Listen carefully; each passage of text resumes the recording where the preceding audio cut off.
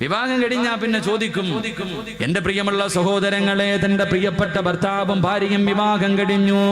ചെറുപ്പക്കാരൻ ചിരിക്കുന്ന മുഖത്തോടെ റബ്ബേ, കടയിലേക്ക് വെളിയിലേക്ക് പോയതാണ്, മാറ്റുപുഴയിലോ ചെറുവട്ടൂരോ പെരുമ്പാവൂരോ എവിടെയോ തനിക്ക് അധ്വാനിക്കാൻ ജോലിക്ക് വേണ്ടി കടന്നുപോയി. പെട്ടെന്ന് ഫോണിൽ ഒരു കോള് വരികയാ.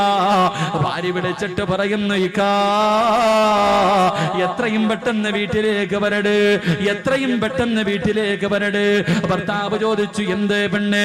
ഒന്നും പറയുന്നില്ല, നിങ്ങളെ എനിക്ക് കാണണം, പെട്ടെന്ന് വീട്ടിലേക്ക് വരണം.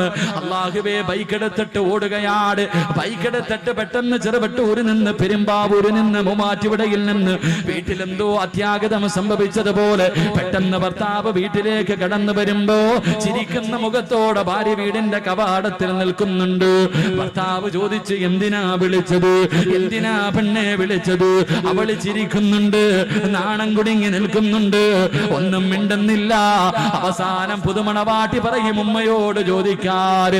ചെറുപ്പക്കാരൻ അടുക്കളയിൽ ചെന്നിട്ട്, ഉമ്മ എന്റെ ഉമ്മ ഫോൺ വിളിച്ചത്? ആ സമയത്ത് ഉമ്മ പറയുന്നു, മോനെ അവൾക്ക് വിശേഷമുണ്ടടാ, നിന്റെ ഭാര്യ ഗർഭിണിയാ. ഈ ഒരു മറുപടി നമ്മൾ എത്രയോ പേര് കേട്ടവരാ. ഈ ഒരു മറുപടി നമ്മൾ എത്ര പേരോ കേട്ടവരാ. അള്ളാന്റെ റസൂല് പറയുന്നു, ഭാര്യ ഗർഭിണിയാണെന്നറിയുമ്പോ എന്ത് ചെയ്യണമെന്നറിയുവോ? എന്ത് ചെയ്യണമെന്നറിയുവോ? ഭർത്താവിനോട് ഭാര്യ പറയുന്നു, ഞാൻ ഗർഭിണിയാണെന്ന്. ആ സമയത്ത് എന്തേ ചെയ്യേണ്ടതെന്ന് നബി മുഹമ്മദ് മുസ്തഫ. നബി മുഹമ്മദ് മുസ്തഫ ഇന്നത്തെ കാലഘട്ടത്തിൽ കല്യാണം കഴിഞ്ഞ ഒരു ചെറുപ്പക്കാരൻ ഭാര്യ ഗർഭിണിയാണെന്ന് പറഞ്ഞ ഓൻ ആദ്യം ചെയ്യുന്നത് ഇതിങ്ങോട്ട് എടുക്കും, മൊബൈൽ എടുത്തിട്ട് വാട്സപ്പ് എടുത്തിട്ട് അളിയ വൈകിട്ട് കാണണം, ചെലവുണ്ട്, ലോട്ടറി അടിച്ചു. അവസ്ഥ മൊബൈൽ എടുത്തിട്ട് അറിയുന്നവർക്ക് എല്ലാവർക്കും താന്റെ ഭാര്യ ഗർഭിണിയായി, ഞാൻ വാപ്പയാകാൻ പോകുന്ന വിശേഷം, സന്തോഷം. എങ്കിൽ എന്റെ പ്രിയമുള്ള സഹോദരങ്ങളെ, ഭാര്യ ഗർഭിണിയാകുമ്പോ എന്ത് ചെയ്യണമെന്നറിയുമോ? മഹാനായ നബി മുഹമ്മദ് മുസ്തഫ. നബി മുഹമ്മദ് മുസ്തഫ സല്ലല്ലാഹു അലൈഹി വസല്ലമ തങ്ങൾ പറയുകയാണ്, മഹദിയായ ഹന്നത്തു ബീബി റളിയല്ലാഹു തആല അൻഹാ റബ്ബിനോട് ദുആ ചെയ്തു നല്ല ഒരു സന്താനത്തിനെ കിട്ടാ. അവസാനം ഗർഭിണിയായി. അതാ ഗർഭിണിയായെന്ന് മനസ്സിലാകുമ്പോ ഹന്നത്തു ബീബി റളിയല്ലാഹു തആല അൻഹാ തന്റെ വയറ്റിൽ കൈവച്ചിട്ട് റബ്ബിനോട് പറഞ്ഞു, റബ്ബി ഇന്നി നദർതു ലക മാ ഫീ ബത്നി മുഹററാ. ഗർഭിണിയാണെന്നറിഞ്ഞപ്പോ ഹന്നത്തു ബീബി അല്ലാഹുവോട് പറഞ്ഞു, അല്ലാ, എന്റെ വയറ്റിൽ കിടക്കുന്ന കുഞ്ഞിന് ഞാൻ പള്ളിക്ക് നേർച്ച ചെയ്തിരിക്കുന്നു റബ്ബേ. എന്റെ പ്രിയമുള്ള പെങ്ങളെ, ഖുർആനിൽ ഒരു സൂറത്തിന്റെ പേരെന്തെന്നറിയുമോ? ഒരു സൂറത്തിന്റെ പേര് തന്നെ മറിയമെന്നാ. അല്ലാഹു പറഞ്ഞു, മറിയമിനെ കണ്ടുപിടിക്കണം. എന്റെ പ്രിയപ്പെട്ട ലോകത്തുള്ള സർവ്വ മുസ്ലിമീ പെണ്ണുങ്ങളോട് അള്ളാന്റെ ഖുർആൻ പറഞ്ഞു, രണ്ട് പെണ്ണുങ്ങളെ നീ റോൾ മോഡാക്കണം. സീരിയൽ നടിമാരെയല്ല, സിനിമാ നായികമാരെയല്ല, നീ ജീവിതത്തിൽ കണ്ടുപഠിക്കേണ്ടത് രണ്ട് പെണ്ണുങ്ങളെയാ. രണ്ട് പാവപ്പെട്ട പെൺകുട്ടികളെ നീ കണ്ടുപഠിക്കണം. രണ്ട് പെണ്ണുങ്ങളെ പോലെ നീ ആകാൻ പാടില്ല. ഒന്നാമത്തെ പെണ്ണ് മഹദി ആസിയ, ഫിർഔനിന്റെ ഭാര്യയായ ആസിയ ബീവി മരിക്കുന്ന സമയത്ത് ബൈത്തും ഫിൽ ജന്ന, എനിക്ക് സ്വർഗത്തിൽ ഒരു കൊട്ടാരം തരണേ അല്ലോ എന്ന് ചോദിച്ചിട്ട് പോയ ആസിയ, നാളെ സ്വർഗത്തിൽ അല്ലാഹുവിന്റെ റസൂല് വിവാഹം കഴിക്കുന്ന ആസിയ. രണ്ട് മഹദിയായ മറിയം ബീബി റളിയല്ലാഹു തആല അൻഹാ, ഈസാ നബിയുടെ പറ്റുമ്മ മറിയം ബീബി റളിയല്ലാഹു തആല അൻഹാ ദുആ ചെയ്തിട്ട് വാങ്ങിയ മോളാ മോള്. അല്ലാഹുവേ, ഉമ്മ ദുആ ചെയ്തിട്ട് നേടിയെടുത്ത പൊന്നുമോളാ. അതുകൊണ്ട് ചെറുപ്പക്കാരാ, നിന്റെ ഭാര്യ ഗർഭിണിയാണെന്നറിഞ്ഞ നീ പറയേണ്ടത് എന്തെന്നറിയുമോ? വലമ്മാ അസ്കർത ദഅവല്ലാഹ റബ്ബഹുമാ ലഇൻ അതൈതനാ സ്വാലിഹാ വനകൂന മിനസ്സാകിരീൻ. ഭാര്യയുടെ വയറ്റില് കൈവച്ചിട്ട് ഭർത്താവ് ഗൾഫിലാണെങ്കിൽ പെണ്ണ് നീ നിന്റെ വയറ്റില് കൈവച്ചിട്ട് അല്ലാഹുവോട് പറയണമല്ല, ഇതിനെ ദുനിയാവിലും ആഖിറത്തിലും ഉപകരിക്കുന്നതാക്കി തരണേ അല്ലാ, ഇതിനെ സാലിഹാക്കണേ അല്ലാ, ഇതിനെ സാലിഹാക്കണേ അല്ലാ, ഇതിനെ ഹാഫിളാക്കണേ അല്ലാ, ഇതിനെ ആലിമാക്കണേ അല്ലാ, ഇതിനെ ആബിദാക്കണേ അല്ലാ. എന്നിട്ട് പറയണം വനകൂന മിനസ് സാകിരീൻ, ഇതിനെ സാലിഹാക്കി തന്ന ഞാൻ നിന്നോട് നന്ദിയുള്ള അടിമയാകുമല്ലോ. അതുകൊണ്ട് ഭാര്യ ഗർഭിണിയാകുമ്പോ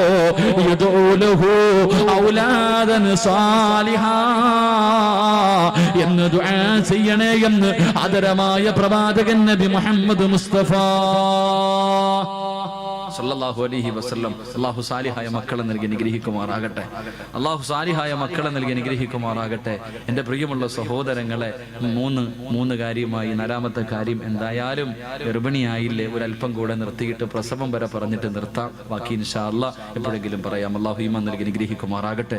3 സ്വലാത്ത് സല്ലല്ലാഹു അലാ മുഹമ്മദ് സല്ലല്ലാഹു അലാ മുഹമ്മദ് സല്ലല്ലാഹു അലൈഹി വസല്ലം. അല്ലാഹുമ്മ സല്ലി അലാ മുഹമ്മദ് യാ റബ്ബി സല്ലി അലൈഹി വസല്ലം. അല്ലാഹു സ്വീകരിക്കുമാറാകട്ടെ. എൻ്റെ പ്രിയമുള്ളവരെ, നാലാമത്തെ കാര്യം ഇതുകൂടെ പറഞ്ഞു നിർത്താം. പ്രിയപ്പെട്ട ഭാര്യയും ഭർത്താവും മനസ്സിലാക്കേണ്ടത്, ഡോക്ടർ പറഞ്ഞു ഭാര്യ ഗർഭിണിയ, പിന്നെ ഡോക്ടർ പറയും റെസ്റ്റ് എടുക്കണം. പിന്നെ ഭർത്താവ് താഴെയും വെക്കൂല തലയിലും വെക്കൂല, അങ്ങനത്തെ അവസ്ഥയാ. ഭാര്യയോട് പറയും ഇനി തിന്നാനും കുളിക്കാനും ബാത്റൂമിൽ പോകാനും മാത്രം എഴുന്നേറ്റാൽ മതി, ബാക്കി സമയം മുഴുവനും ഒരു കിടപ്പ് തന്നെ. എന്റെ പ്രിയമുള്ള സഹോദരങ്ങളെ, മക്കളെ നന്നാക്കാൻ തുടങ്ങേണ്ടത് എപ്പോൾ മുതലെന്നറിയുമോ? നീ ഗർഭിണിയായിരിക്കുന്ന സമയം മുതൽ. എന്റെ പ്രിയമുള്ള സഹോദര ബക്കറ്റ് എടുക്കാൻ പറയും. ദിനം കൂടെ 5 മിനിറ്റും കൂടെ ഇവരൊക്കെ ഇരുന്നോട്ടെ, അല്ലെങ്കിൽ ഇപ്പോൾ എഴുന്നേറ്റ് വെക്കും. ബക്കറ്റ് എടുത്ത് കഴിഞ്ഞാൽ ആൾക്കാർ എഴുന്നേറ്റ് പോകും. ഇൻഷാ അല്ലാഹ്. അള്ളാഹു പള്ളിക്ക് അള്ളാഹിന്റെ ഭവനത്തിനുള്ളത് അള്ളാഹു തരും. അള്ളാഹു നൽകി അനുഗ്രഹിക്കുമാറാകട്ടെ. അള്ളാഹു നൽകി അനുഗ്രഹിക്കുമാറാകട്ടെ. എൻ്റെ പ്രിയമുള്ള സഹോദരങ്ങളെ, മക്കളെ നന്നാക്കാൻ തുടങ്ങേണ്ടത് ഗർഭിണിയായിരിക്കുന്ന സമയത്താണ്. ഒരു ഉമ്മയുടെ സ്വഭാവം കുഞ്ഞിനുണ്ടാകും. ഒരു ഉമ്മ ഗർഭിണിയായിരിക്കുന്ന സമയത്ത് ഏറ്റവും കൂടുതൽ മൊബൈലിലും വാട്സപ്പിലുമാണ് കളിച്ചിട്ടുള്ളതെങ്കിൽ, 1 വയസ്സായി വാപ്പ പൊക്കി തോളി വെക്കുമ്പോൾ പോക്കറ്റിൽ നിന്ന് പൊക്കിയിരിക്കും മൊബൈൽ. നിന്റെ കുഞ്ഞ് പറഞ്ഞു കൊടുക്കണ്ട. എന്റെ പ്രിയമുള്ളവരെ, നിന്റെ മക്കൾ നീ ഏറ്റവും കൂടുതൽ ചാറ്റ് ചെയ്തിരിക്കുക. അള്ളാഹുവിന്റെ പരിശുദ്ധമായ ഖുർആൻ പറഞ്ഞു, നീ ഗർഭിണിയാണെന്ന് അറിയുന്ന അതേ സമയം നിന്റെ കുഞ്ഞിന് കാണാനും കേൾക്കാനുമുള്ള കഴിവ് അള്ളാഹു കൊടുക്കുമെന്ന് നബിയുനാ റസൂലുള്ളാഹി. നമ്മൾ അറിയുന്നത് വയറ്റിൽ കിടക്കണ കുഞ്ഞൊന്നും കാണുന്നില്ല എന്ന്. ആരാ പറഞ്ഞ കാണുന്നില്ല? ഒന്നും അറിയുന്നില്ല എന്നാരാ പറഞ്ഞ? ഞാൻ ഒരു സംശയം ചോദിക്കട്ടെ. ഞാനൊരു സംശയം ചോദിക്കാം. ഈ കുഞ്ഞുങ്ങളെ, കരയുന്ന കുഞ്ഞിനെ എടുത്ത് കയ്യിൽ വെച്ചിട്ട് ഇങ്ങനെ താരാട്ട് പാടും, ഇങ്ങനെ ആട്ടാറുണ്ട്. ആട്ടാന്നല്ല പറയാ. ഇങ്ങനെ കുഞ്ഞിനെ കയ്യിൽ വെച്ചിട്ട് ഇങ്ങനെ ആക്കണ സമയത്ത് കുഞ്ഞ് കരച്ചിൽ നിർത്തും, ഉറങ്ങും. ഇങ്ങനെ ആട്ടിയാൽ കുഞ്ഞ് ഉറങ്ങുമെന്നുള്ള ഇൽമ എവിടെ നിന്നാ പഠിച്ചു? നിങ്ങൾ മനസ്സിലാക്കി. എല്ലാവരും കുഞ്ഞിനെ എടുത്ത് കയ്യിൽ ആരെങ്കിലും പഠിപ്പിച്ചു കൊടുത്തിട്ടുണ്ടോ കുഞ്ഞിനെ ഇങ്ങനെ ആട്ടാൻ? ഇല്ല. കയ്യിലെടുത്ത് വെച്ച് ആട്ടിയാലുടനെ കുഞ്ഞ് കരച്ചിൽ നിർത്തും, ഉറങ്ങാറുണ്ട്. ഇതെവിടെ നിന്ന് കിട്ടിയ ഇൽമ?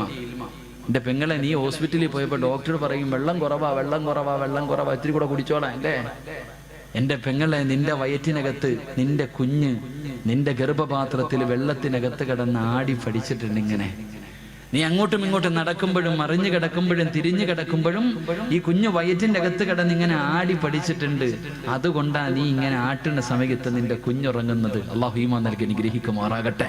ഖുർആനാ പറഞ്ഞത്, ഇന്നാ ഖലഖനൽ ഇൻസാന മിൻ നുത്ഫത്തിൻ അംശാജിൻ നബ്തലി ഫജഅൽനാഹു സമീഅൻ ബസീറ. അല്ലാഹു കാണാനും കേൾക്കാനുമുള്ള കഴിവ് നിന്റെ കുഞ്ഞിന് കൊടുത്തിട്ടുണ്ട്. അതുകൊണ്ട് നീ സംസാരിക്കുമ്പോ, നീ ഭർത്താവിനോട് സംസാരിക്കുമ്പോ നീ ശ്രദ്ധിക്കണം, ഒരാളുകൂടെ വയറ്റിന്റെ ഉള്ളിലുണ്ട്. അല്ലാഹുവേ പടച്ചവനെ, മഹാനായ ഇമാമുനാ സാഫി റളിയല്ലാഹു തആല അൻഹു, മഹാനായ ഇമാമുനാ സാഫി റളിയല്ലാഹു തആല അൻഹു 6ാമത്തെ വയസ്സിൽ അല്ലാഹുവിന്റെ ഖുർആൻ മുഴുവനും കാണാതെ പഠിച്ചു. അല്ലാഹുവിന്റെ ഖുർആൻ മുഴുവനും 6ാമത്തെ വയസ്സിൽ കാണാതെ പഠിച്ചു. ആ ഖുർആനിന്റെ അർത്ഥവും പഠിച്ചു. 6 വയസ്സേ ആയുള്ളൂ. എങ്ങനെ പഠിച്ചു മോളെ? നീ ഗർഭിണിയായിരുന്ന സമയത്ത് എത്ര ഖത്തം ഓതിയിട്ടുണ്ട്? അല്ലാഹുവിന്റെ ഖുർആൻ നീ ഒന്ന് കൈകൊണ്ടെങ്കിലും തൊട്ടു നോക്കിയിട്ടുണ്ടോ? അല്ലാഹുവേ, ശാഫി റളിയല്ലാഹു തആല അൻഹുവിന്റെ ഉമ്മ എത്രയോ ഖത്തമോദി തന്റെ കുഞ്ഞിന് ഒളിവില്ലാതെ ഒരിക്കൽ പോലും പാല് കൊടുത്തിട്ടില്ല.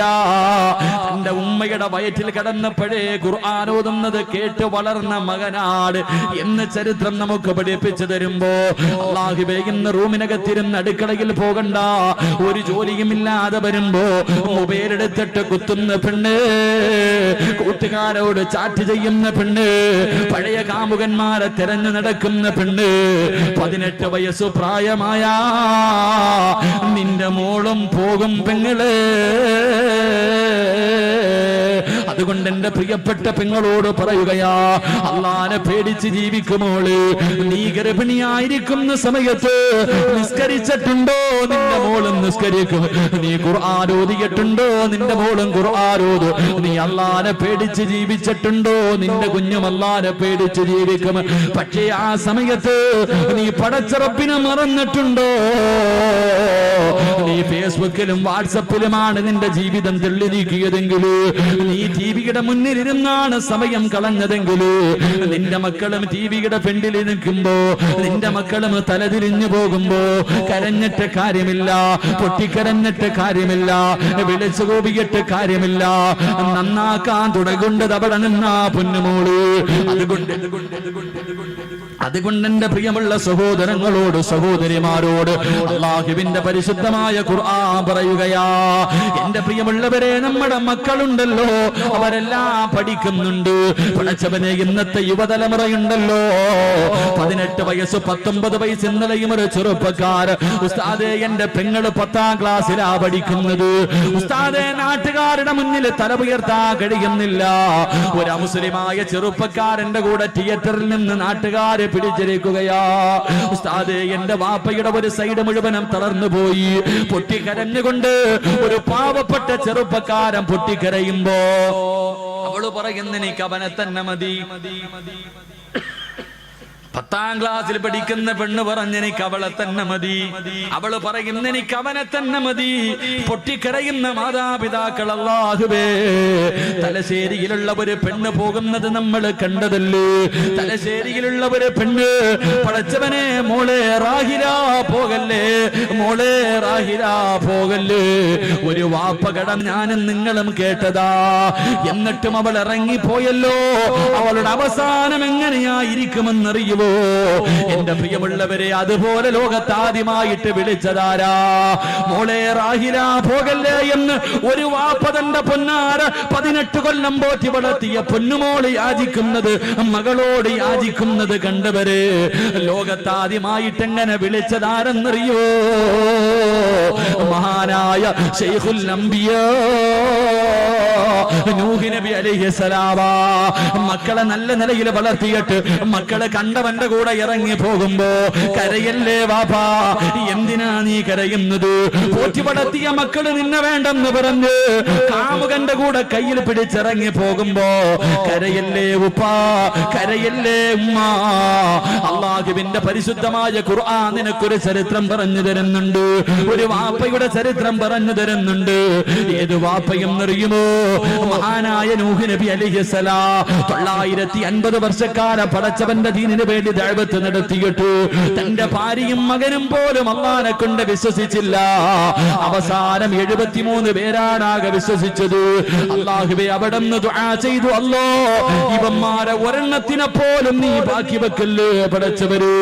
നൂഹ് നബി അലൈഹിസ്സലാമിനോട് അല്ലാഹു പറഞ്ഞു, നൂഹേ, നിന്നെ കൊണ്ട് വിശ്വസിച്ചവരെയും കൊണ്ട് കപ്പലിൽ കയറ്റിക്കെട്ട് നീ തുടങ്ങിക്കോ. തൂഫാൻ എന്ന് പറയുന്ന ജലപ്രളയമുണ്ടായി. നൂഹ് നബി തന്റെ പൊന്നാര് തന്റെ കൂടെ വന്നവരെ മുഴുവനും അല്ലാഹനെ കൊണ്ട് വിശ്വസിച്ചവരെ മുഴുവനും കപ്പലിൽ കയറ്റിക്കെട്ട് യാത്ര ഇങ്ങനെ തുടങ്ങുമ്പോ തന്റെ പൊന്നാര മകനുണ്ടല്ലോ വെള്ളത്തിൽ കിടന്ന് മുങ്ങുകയാ, മരണത്തോട് മല്ലടിക്കുകയാണ്. ആ സമയത്ത് ആ വാപ്പ വിളിച്ച വിളിയാട്, യാ പുനയ്യാ ഇർകബ് മഅനാ. ആ വാപ്പ വാപ്പയാ ആദ്യമായിട്ട് വിളിച്ചത്. യാ ബുനയ്യ, ഏ പൊന്നുമോനെ, പൊന്നുമോനെ, ഇർകബ് മഅനാ, ഒന്ന് കേറടാ, വാപ്പയുടെ കൂടെ കേറടാ, ഇല്ലെങ്കിൽ ചത്തുപോകുമടാ, ഇല്ലെങ്കിൽ നീ ചത്തുപോകുമടാ, നശിച്ചു പോകുമടാ. വാപ്പ തന്റെ പൊന്നാര മകനെ സ്നേഹത്തോടെ വിളിച്ചപ്പോ അവിടെന്ന് പറഞ്ഞ മറുപടി എന്തെന്നറിയുവോ? വാപ്പാ, ആ കാണുന്ന പർവ്വതത്തിന്റെ മുകൾ തട്ടിൽ കയറിയിട്ട് ഞാൻ രക്ഷപ്പെടുമെന്ന് വാപ്പയോട് പറയുമ്പോ അള്ളാന്റെ ഖുർആൻ പറയുകയാ, ഒറ്റ സെക്കൻഡ് കൊണ്ടെല്ലാം കഴിഞ്ഞു. തന്റെ പ്രിയപ്പെട്ട പൊന്നുമോന് വെള്ളത്തിൽ ചത്തു മലർന്നു കിടക്കുന്നത് കണ്ടപ്പോ അല്ലാഹുവേ, എത്ര ദ്രോഹം ചെയ്തവനാണെങ്കിലും മകനാണല്ലോ. നൂഹ് നബിയുടെ കണ്ണ് നിറഞ്ഞു, നൂഹ് നബിയുടെ കണ്ണ് നിറഞ്ഞു. അല്ലാഹുവേ, റൂഹുൽ അമീൻ മലക്ക് ജിബ്രീൽ അലൈഹിസ്സലാം ഇറങ്ങി വന്നിട്ട് അവിടെന്ന് പറഞ്ഞു കൊടുത്ത മറുപടി എന്തെന്നറിയുമോ? എന്റെ പ്രിയപ്പെട്ടവരോട്, മക്കളെ നല്ല രീതിയിൽ പോറ്റി വളർത്തിയിട്ട് നിന്റെ മക്കളെ തലതിരിഞ്ഞു പോയാ അവര് കാരണം കണ്ണുനീര് കുടിക്കേണ്ട ഗതി വന്ന കള്ള കുടിച്ച് വീട്ടിലേക്ക് കയറി വന്നു. നിന്നെ തല്ലുന്ന മക്കള് നിന്നെ വീട്ടിലുണ്ടോ? പ്രായമായവരെ വീട്ടിൽ നിന്ന് അടിച്ചിറക്കുന്ന മക്കളുണ്ടോ? നിന്നെ കണ്ണുനീര് കുടിപ്പിക്കുന്ന മക്കളുണ്ടോ? നിന്നെ പട്ടിണിക്കിടുന്ന മക്കളുണ്ടോ? കുത്തുവാക്കും പരിഹാസവും പറയുന്ന മക്കളുണ്ടോ? എന്നെ നശിപ്പിച്ചത് ഉമ്മ നിങ്ങളോടൊന്ന് മുഖത്ത് നോക്കിയിട്ട് വാപ്പയോടും ഉമ്മയോടും പറയുന്ന മക്കളുണ്ടോ? കരയല്ലേ ഉമ്മ, കരയല്ലേ ഉപ്പ. അല്ലാഹുവേ, നൂഹ് നബിയോട് ജിബ്രീൽ പറഞ്ഞ മറുപടി എന്തെന്നറിയുമോ? വലൈസ മിൻ അഹ്ലി, നബിയേ, ഇവൻ നിങ്ങളുടെ കുടുംബത്തിൽ പിറന്നവനല്ല, ഇവള് നിന്റെ കുടുംബത്തിൽ പെട്ടതല്ല. ജനിച്ചെന്നേ വിള്ളമ്മ, ജനിച്ചെന്നേ വിള്ളമ്മ. കരയല്ലേ, കരയല്ലേ, ഇവള് നിന്റെ കുടുംബത്തിൽ പിറന്നതല്ല എന്ന് അല്ലാഹുവിന്റെ ഖുർആൻ പരിചയപ്പെടുത്തുമ്പോ എന്റെ പ്രിയമുള്ളവരെ, നമ്മുടെ മക്കളെ നല്ല പോലെ വളർത്തട്. അതാ പ്രസവം കഴിഞ്ഞു, ബാങ്ക് കൊടുത്തു, ഇഖാമത്ത് കൊടുത്തു, സൂറത്തു തഖ അല്ലാഹുവിന്റെ പരിശുദ്ധമായ ഖുർആൻ ഇഖ്ലാസ് ഓതി, യദാ ഇന്നാ അൻസൽന ഓതി, അത് കഴിഞ്ഞ് റബ്ബേ സൂറത്തുൽ ആൽ ഇംറാന്റെ 32-ാമത്തെ ആയത്ത് ഓതി. അവിടെന്ന് തുടങ്ങുകയാണ്, അവിടെന്ന് തുടങ്ങുകയാ. നമ്മുടെ മക്കളെല്ലാം പഠിക്കുന്നുണ്ട്. പിഞ്ചു കുഞ്ഞുങ്ങൾക്കൊന്നും മനസ്സിലാകുന്നില്ലെന്ന് നീ വിചാരിക്കല്ലേ. നമ്മുടെ മക്കൾക്കെല്ലാം മനസ്സിലാകുന്നുണ്ട്.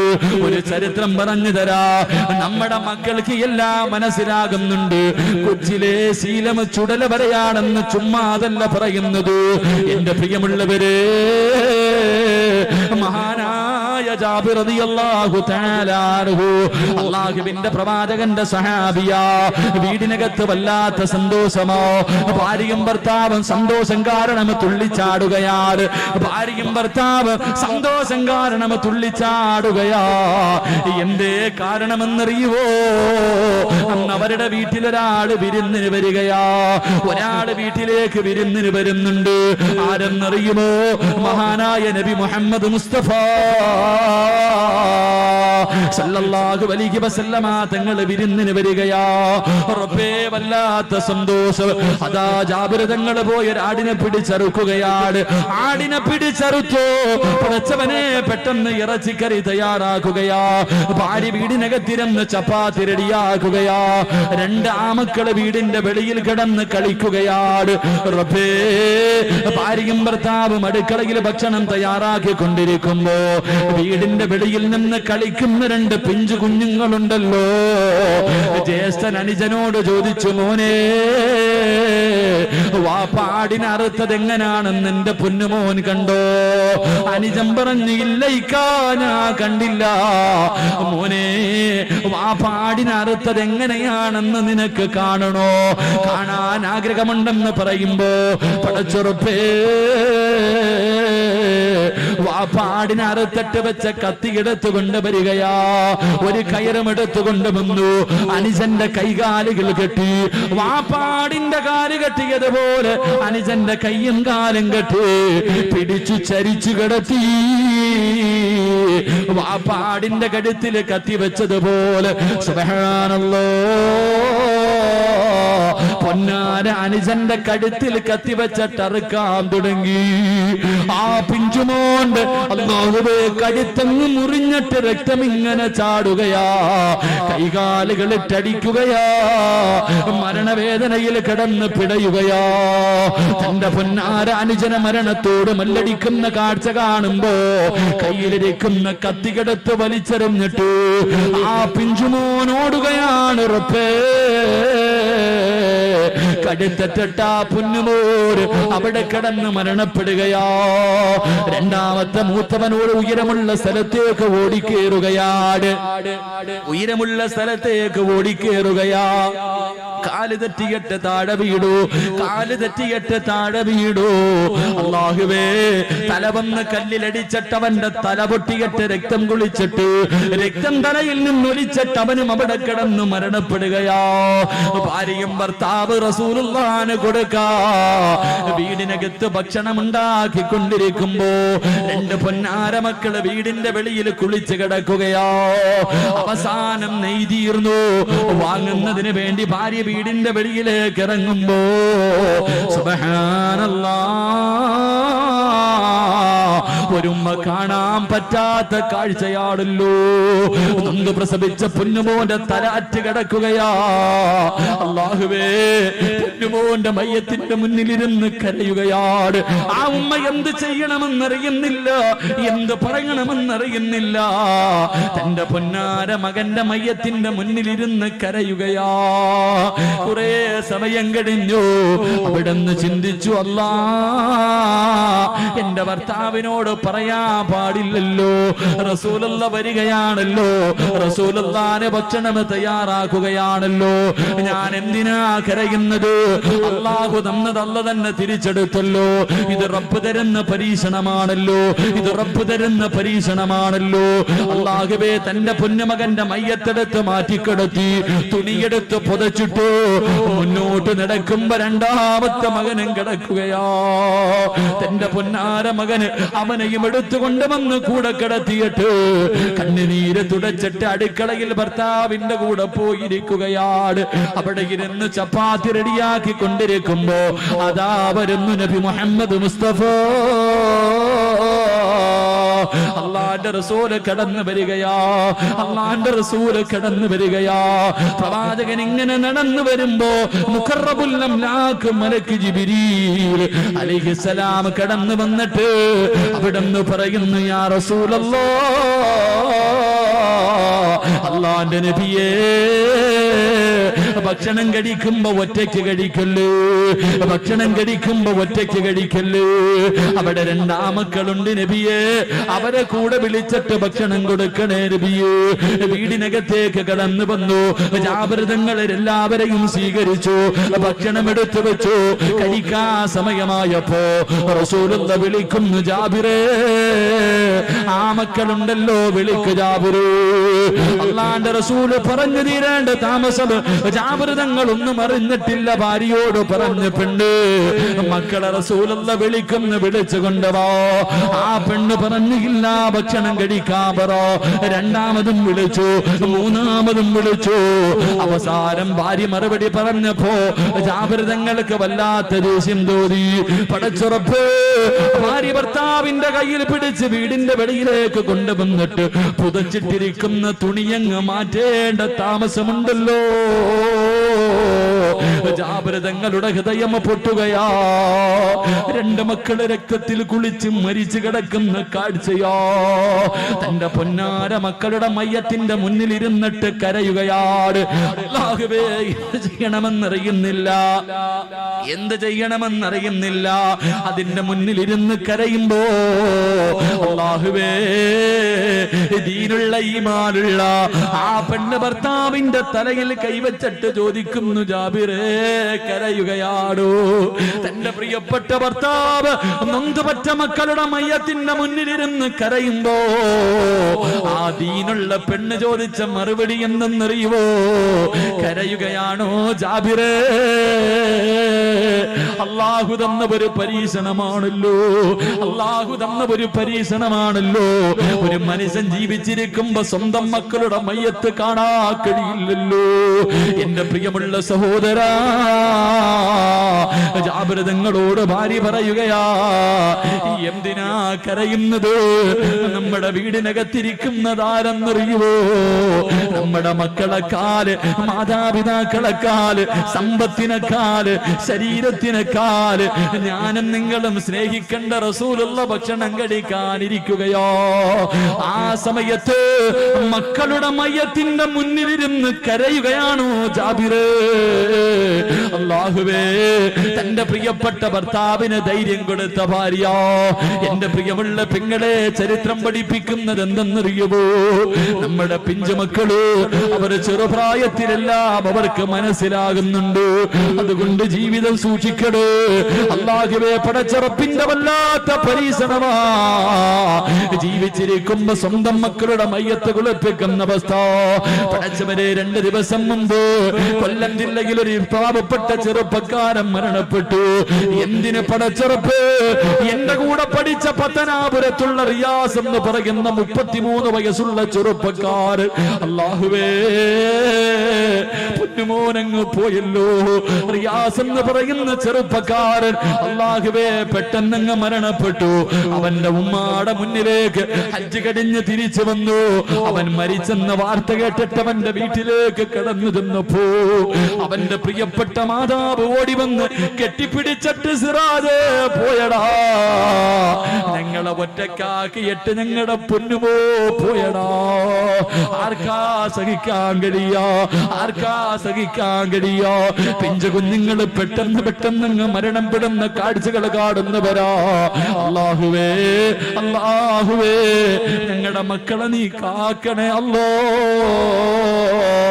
പെട്ടെന്നുള്ള മരണങ്ങളെ തൊട്ട് ഞങ്ങളെ നീ കാക്കണേ റബ്ബേ.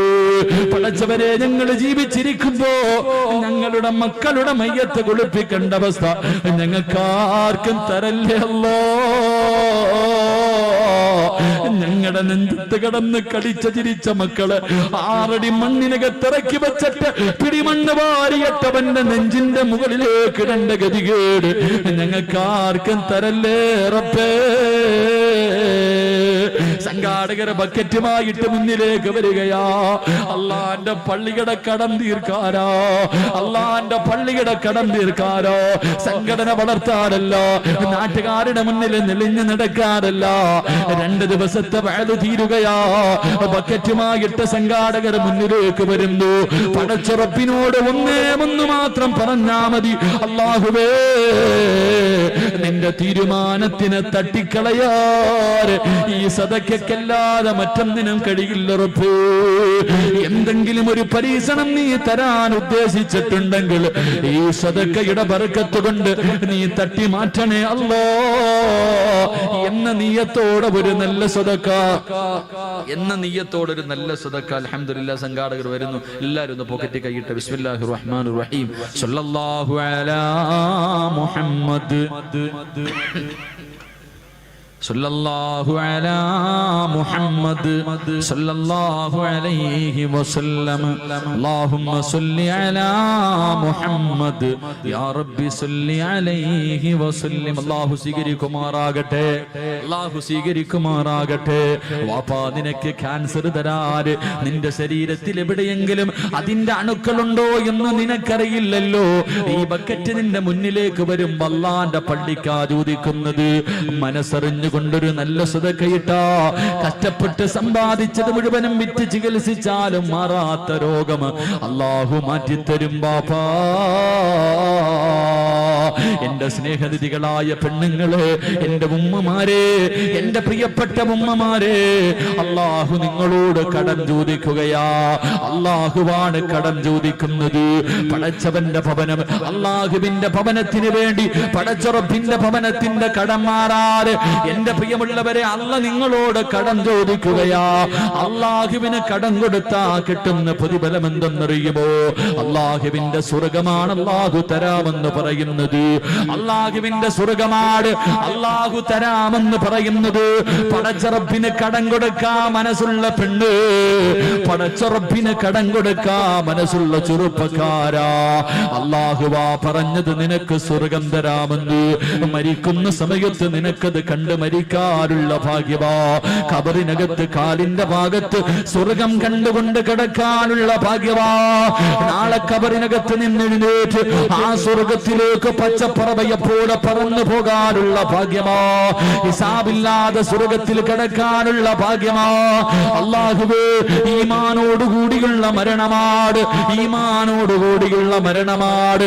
പടച്ചറപ്പേ, റസൂലുള്ളാഹി പറയുകയാ, ഫവകാഹുമുല്ലാഹു ശർറ ദാലികൽ യൗം വലകാഹു നദറതൻ വസുറൂറാ.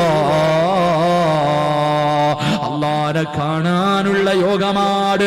നിന്നെ പടച്ച നിനക്ക് സമ്പത്ത് തന്ന, ആരോഗ്യം തന്ന, മക്കളെ തന്ന, വീട് തന്ന, പണം തന്ന, സർവ്വതും നിനക്ക് വാരിക്കോരി തന്ന നിന്നെ പടച്ച റബ്ബിനാണ് കാണാനുള്ള ഒരു അവസരമാണ്.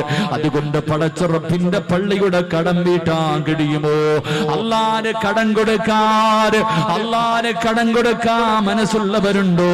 അല്ലാഹു സ്വർഗം തരാമെന്ന് അല്ലാഹു തന്നെ പറയുമ്പോ എന്റെ പ്രിയമുള്ളവര്, ഒരു ചെറിയ സദക്ക ചോദിച്ചിട്ട് ദുആ ചെയ്ത് പിരിയുകയാ.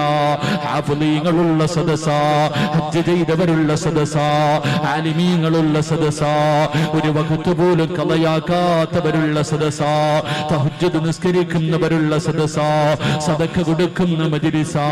അല്ലാഹുവേ, പടച്ച റബ്ബിന്റെ പള്ളിക്ക് വേണ്ടിയാണ്. എന്റെ പ്രിയമുള്ളവരോട് ഒരു ചെറിയ സദക്ക ചോദിക്കുകയാണ്. ഒരു ചെറിയ സദക്ക ഞാൻ ചോദിക്കുകയാ. എനിക്ക് വേണ്ട, അള്ളാഹുവിന് കടം കൊടുക്ക. അള്ളാഹുവിന് കടം കൊടുക്കുന്നവൻ അള്ളാഹു സ്വർഗം തരുമെന്ന് വിശുദ്ധ ഖുർആൻ. അള്ളാഹു ഈമാൻ നൽകി അനുഗ്രഹിക്കുമാറാകട്ടെ. നിങ്ങൾ പേടിക്കണ്ട, നിങ്ങളെ ഈ പള്ളി സ്വർഗത്തിൽ കൊണ്ടുപോകുമെന്ന് നബി മുഹമ്മദ് മുസ്തഫ.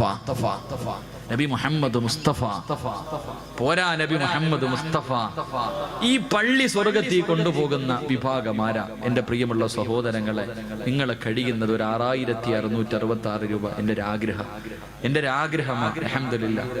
അൽഹംദുലില്ലാ, മരണപ്പെട്ടു പോയ മാതാപിതാക്കൾക്കും സഹോദരിക്കും വേണ്ടി ദുആ ചെയ്യാൻ ഒരു കുടുംബത്തിലെ മക്കളെല്ലാവരും കൂടെ ചേർന്നു 12,000 രൂപ. കുലൂത്ത് കുബീർ പോരാ, കുലൂത്ത് കുബീർ.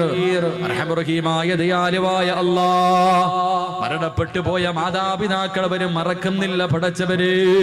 അല്ലാഹുവേ, മരിച്ചപ്പോഴെല്ലാം അവരുടെ കയ്യിൽ വെച്ചിട്ടവര് രണ്ടുപേരും പോയി തമ്പുരാര്. അവരിന്ന് മണിയറയ്ക്കകത്ത് മണ്ണറ മണിയറയാകാറ്, ഖബറിനകത്ത് സ്വർഗം കണ്ടുകൊണ്ട് കിടക്കാറ്. ആ മക്കള് 12,000 രൂപ സദക്ക ചെയ്തിരിക്കുന്നു. അല്ലാഹ് സ്വീകരിക്കണേ തമ്പുരാ. ഇന്ന് പെരുന്നാളിന്റെ സന്തോഷമാക്കണേ അല്ലാഹ്. ആ മാതാപിതാക്കള് ഖബറിനകത്ത് കിടന്ന് ഇവർക്ക് വേണ്ടി ദുആ ചെയ്യണേ അല്ലാഹ്.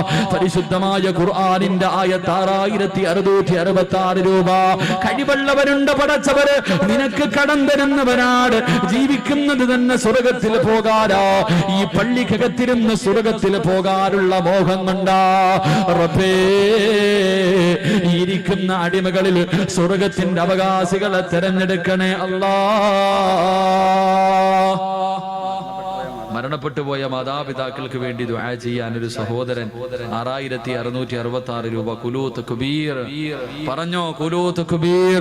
അല്ലാഹുവേ, പടച്ചവനെ, ആ മാതാപിതാക്കൾ ഇങ്ങനെ ഒരു മകൻ എനിക്ക് ജനിച്ചല്ലോ എന്നോർത്തിട്ട് സന്തോഷിക്കണേ അല്ലാഹ്, സന്തോഷിക്കണേ അല്ലാഹ്. റബ്ബേ, അവരുടെ പൊരുത്തം കൊടുത്ത് അനുഗ്രഹിക്കണേ തമ്പുരാനെ. ഖുർആനിനെ വല്ലാതെ ഇഷ്ടപ്പെടുന്ന സഹോദരനാണ്. ഖുർആൻ സ്വർഗത്തിൽ കൊണ്ടുപോകുന്ന വിഭാഗത്തിൽ പെടുത്തണേ അല്ലാഹ്. ഈ സദക്ക അതിനൊരു സബബാക്കണേ റബ്ബേ. എന്റെ പ്രിയപ്പെട്ട സഹോദരിമാര്, സ്വർണ്ണ കുരിക്കോ അള്ളാന്റെ പള്ളിക്ക് വേണ്ടി പള്ളി സ്വർഗത്തിൽ കൊണ്ടുപോകും നിന്റെ ഭർത്താവോ, നിന്റെ മാതാപിതാക്കളോ, നിന്റെ മക്കളോ ഇല്ല. അൽഹംദുലില്ലാ, അൽഹംദുലില്ലാ. പടച്ചവൻ പെണ്ണുങ്ങള് സ്വർണം പെട്ടെന്ന് പൊക്കോ ഇൻഷാ അല്ലാഹ്. അള്ളാന്റെ പള്ളിക്ക് തിരക്കുള്ളവരൊക്കെ പൊക്കോളി, എഴുന്നേറ്റ് പൊക്കോ, പെട്ടെന്ന് പൊക്കോ. ഞാൻ വേണ്ടെന്ന് പറയൂല. ദുആ ചെയ്യുമ്പോ നല്ല ആൾക്കാർ മാത്രമേ ഇരിക്കുക. ഇതെന്താ ഇങ്ങനെയൊക്കെ പൊതിഞ്ഞു വെച്ചിരിക്കുന്നത്? സ്വർണ്ണം ആയതുകൊണ്ടായിരിക്കും. അൽഹംദുലില്ലാ. അൽഹംദുലില്ലാഹ് ഒരു സ്വർണ്ണ മോതിരം ഖുലൂ തക്ബീർ പറഞ്ഞോ സല്ലല്ലാഹു അലാ മുഹമ്മദ് സല്ലല്ലാഹു അലൈഹി വസല്ലം റഹ്മറഹീമായ അല്ലാഹ് പടച്ചവനെ എത്രയോ പേര് മരിച്ച് വെള്ളത്തുണിയിൽ പൊതിഞ്ഞു കൊണ്ടുപോകുന്നത് കണ്ടതാ പടച്ചവര് റബ്ബേ ഞാൻ പോകുമ്പോഴൊന്നും കൊണ്ടുപോകില്ലെന്ന് എനിക്കറിയാം എന്റെ ചാരത്തിരിക്കുന്ന പെണ്ണുങ്ങൾ കയ്യിലും ശരീരത്തും ഒരുപാട് സ്വർണ്ണമിട്ടുകൊണ്ടിരിക്കുമ്പോ തന്റെ കയ്യിൽ കിടന്ന ആകെയുള്ള മോതിരം അള്ളാന് വേണ്ടിയല്ലേ അള്ളാന് കടം കൊടുത്ത സ്വർഗം തരാമെന്ന് അള്ള പറഞ്ഞതല്ലേ ഉസ്താദേ എനിക്ക് കാണണം ഉസ്താദ് മരിക്കുന്ന സമയത്ത് സ്വർഗം കണ്ടിട്ട് മരിക്കണം ഉസ്താദ് എന്റെ മുഖത്ത് പുഞ്ചിരി കാണണം ഉസ്താദ് എന്റെ മയ്യത്ത് കാണാൻ ഈ പെണ്ണുങ്ങളെ മുഴുവൻ ഖുലൂ തക്ബീർ പോരാ ഖുലൂ തക്ബീർ അല്ലാഹുവേ പടച്ച റബ്ബേ ഖുർആനിനെ ഇഷ്ടപ്പെടുന്നവനാ റബ്ബേ ഖുർആനിനെ ഇഷ്ടപ്പെടുന്നവനാ തന്റെ ഉപ്പാനെയും ഉമ്മാനെയും മറക്കല്ലേ അല്ലാ അവരെ വല്ലാതെ സ്നേഹിക്കുന്നവനാ അവരെ വല്ലാതെ സ്നേഹിക്കുന്നവനാ നാളെ പടച്ചവന്റെ പരലോകത്ത് നിന്ന് കബറിനകത്ത് നിന്ന് എഴുന്നേക്കുമ്പോ ഈ പള്ളി സ്വർഗത്തിൽ കൊണ്ടുപോകുന്ന വിഭാഗത്തിൽ ആ കുടുംബത്തെ പെടുത്തണേ അല്ലാ ഇരിക്കുന്ന പെണ്ണുങ്ങളിൽ ആരെയെങ്കിലും നീ തിരഞ്ഞെടുക്കണേ അല്ലാ ശരീരത്തിൽ കിടക്കുന്ന സ്വർണ്ണമൂരണമെങ്കിൽ നീ ഇഷ്ടപ്പെട്ടവർക്കല്ലാതെ കഴിയില്ല തമ്പുരാന് ആറടി മണ്ണിൽ പോകേണ്ടവരാണെന്നുള്ള ചിന്ത കൊടുക്കണേ തമ്പുരാന് സദക്ക നൽകാനുള്ള മനസ്സ് നൽകണേ അല്ലാ ഈ മജ്ലിസ് നീ സ്വീകരിക്കണേ തമ്പുരാനെ